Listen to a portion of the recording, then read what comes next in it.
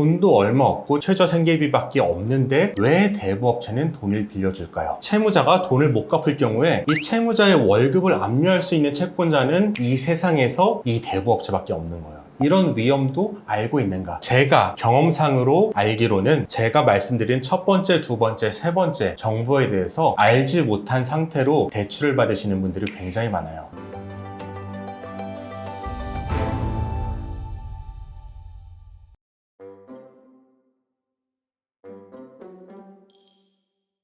개인생을 하고 있으면은 항상 삶이 같은 돈을 받고 같은 돈을 내고 같은 돈으로 생활하고 늘 똑같잖아요. 그쵸. 근데 사람 인생이 어떻게 될지 모르니까 네.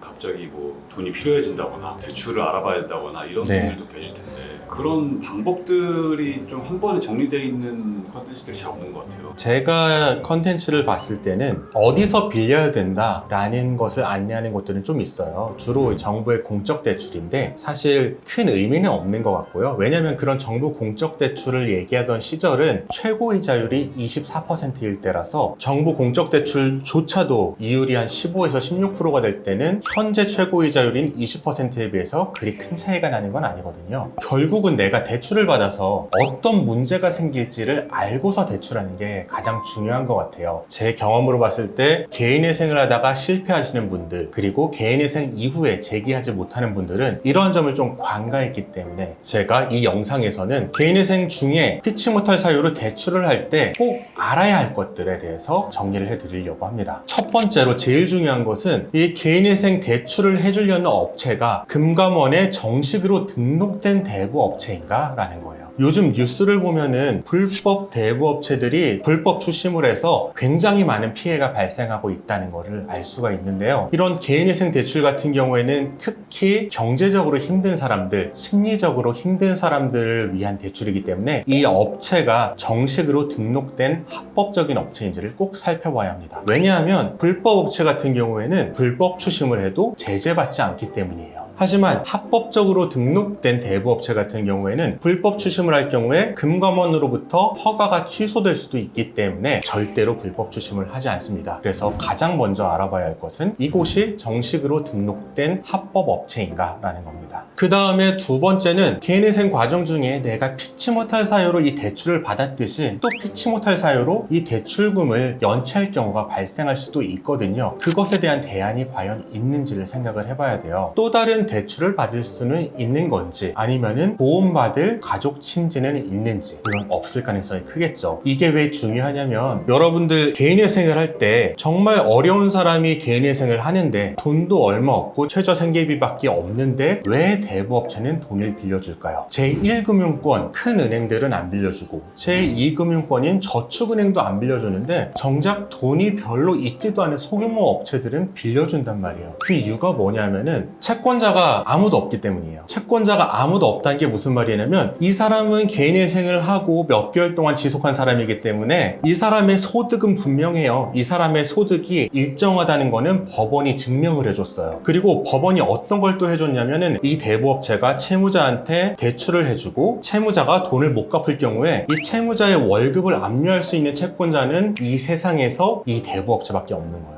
정말 좋은 거죠. 대부업체 입장에서는. 이건 반대로 채무자 입장에선 굉장히 큰 위험인데요. 채무자가 개인회생을 끝까지 마치는 게 제일 중요한 시점에 대부업체가 돈을 1, 2만 원 안 갚았다고 월급 계좌를 압류해버린다면 이 채무자는 개인회생 변제금을 내는 것조차 불가능해져요. 그러면 개인회생을 폐지를 당하겠죠. 폐지를 안 당하기 위해서 또 다른 대출을 마련해서 이걸 갚으면 대출금이 늘어나니까 생계비는 줄어들고 개인회생이 또 폐지될 가능성이 높아지고, 만약의 경우에 개인회생을 끝까지 무사히 마쳤다고 하더라도 개인회생을 마치면은 내 채무가 없이 깨끗해져야 되는데 오히려 수백만 원에서 수천만 원의 채무를 안고 있을 경우가 많아요. 이런 위험을 내가 다 알고서 대출을 받을 건지, 이것이 두 번째로 꼭 알아야 될 점입니다. 있습니다. 세 번째로 가장 중요하고 가장 안타까운 경우인데, 개인회생을 마치고 5년 이내에는 재신청이 불가능해요. 이거를 모르시는 분들이 많아요. 그래서 상담하시는 분 중에 제가 개인회생 면책을 받은 지 3년이 됐는데 지금 신청할 수 있나요? 대부분의 경우에는 개인회생 이후에 생긴 채무라기보다는 개인회생 중에 빚을 져서 대출을 받아서 채무가 생긴 것이 이어지다가 또다시 채무 초과 상태에 이르게 된 경우가 많거든요. 개인회생을 재신청하는 분들은 면책 이후 5년 이내에는 재신청이 안 된다는 점을 잘 알아요. 그런데 처음 신청하시는 분들은 이런 점을 모르고 이걸 모른 상태로 개인회생 과정 중에 대출을 받는 거죠. 이 대출금이 쌓이면은 나중에 가서 개인회생 면책을 받은 뒤 1, 2년 만에 다시 채무 초과 상태가 발생하고, 이때는 도와줄 수 있는 방법이 없어요. 저희가 유일한 방법은 개인회생은 지금 하시지 못하니까 워크아웃을 하시다가 나중에 5년을 채우고 개인회생을 하시라라고 말씀을 드리는데, 정말 힘든 과정을 거치실 수밖에 없죠. 또 이런 것도 있어요. 개인회생 중 대출을 받으면은 개인회생을 마친 다음에 신용 점수를 회복할 때 차이가 납니다. 개인회생 과정 중에 대출도 없고 연체도 없는 경우에는 금방 신용 점수를 회복을 해요. 그런데 대출도 있고 또 그 대출금을 연체를 했다 그러면은 개인회생이 끝났어도 신용 점수는 여전히 낮을 수가 있어요. 이런 위험도 알고 있는가? 제가 경험상으로 알기로는 제가 말씀드린 첫 번째, 두 번째, 세 번째 정보에 대해서 알지 못한 상태로 대출을 받으시는 분들이 굉장히 많아요. 당연히 대출이 필요할 수 있죠. 그리고 한 달에 이자 내는 게 5만 원에서 10만 원이면은 그게 크지 않다고 느껴질 수도 있어요. 그런데 이걸 못 갚았을 때 어떤 일이 발생하는지, 그리고 재신청이 안 될 수도 있다는 거를 충분히 아시고 대출을 받으셔야지 나중에라도 예상치 못한 피해를 당하시는 일이 없을 거라고 생각을 합니다. 그러면은